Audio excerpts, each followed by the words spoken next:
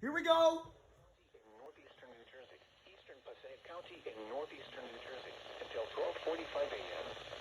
At 9:42 p.m., Doppler radar indicated thunderstorms producing heavy rain across the Warren area. Flash flooding is ongoing or expected to begin shortly. Hazard: flash flooding caused by thunderstorms. Source: radar.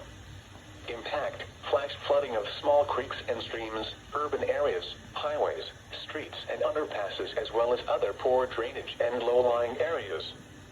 Some locations that will experience flash flooding include Patterson, Passaic, Wayne, Caldwell, Hawthorne, Fairfield, Clifton, Little Falls, Verona, Cedar Grove, Woodland Park, Totowa, West Caldwell, North Helidon, North Caldwell, and Prospect Park. Turn around. Don't drown when encountering flooded roads. Most flood deaths occur in vehicles. Repeating, a flash flood warning has been issued until 12:45 a.m. Tuesday for the following counties in New Jersey: Essex and Passaic.